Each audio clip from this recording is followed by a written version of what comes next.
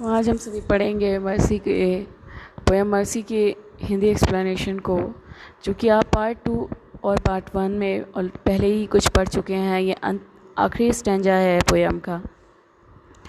देखते हैं पोएम का Hindi explanation. It is enthroned in the hearts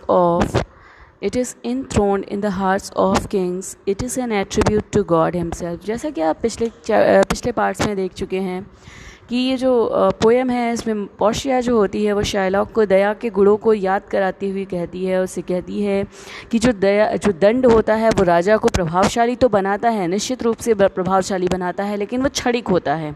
उसके बाद वो कहती है कि जो राजा होता है उसे दंड के अलावा उसके हृदय में जो क्या रहती है, दया रहती। It is enthroned in the hearts of king.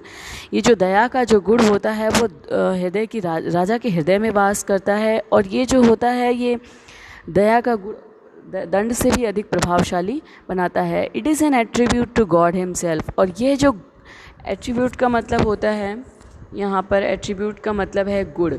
ठीक है, एट्रीब्यूट का मतलब क्या है, गुण। तो यहाँ पर जो राजा होता है, अगर वो दया धारण करता है तो ये दया जो होती है वो ईश्वर का स्वयं का गुण होता है। An earthly power doth then show like is God. तो कवि कहता है कि जो ये सांसारिक जो हम भय पैदा करते हैं या जो न्याय करते हैं, अगर इसमें किसी राजा के गुण में दया का गुण मिल जाता है तो वो जो न्याय होता है वह ईश्वर के न्याय के समान होता है। वन मर्सी सीजन्स जस्टिस, इन सभी लाइनों का मतलब होता है कि जब कोई राजा किसी न्याय को करने में दया का भाव दिखाता है तो उसके गुण को ईश्वरीय गुण माना जाता है, क्योंकि जो मर्सी होती है वो दया जो होती है वो ईश्वरीय गुण होता है। और जब राजा के अंदर वो गुण शामिल हो जाता है तो वो राजा स्वयं ईश्वर के तुल्य माना जाने लगता है, और उसके बाद उसकी जो प्रजा होती है वो उसका भयपूर्वक सम्मान ना करके प्रेम पूर्वक सम्मान करती है, स्वतः सम्मान करती है।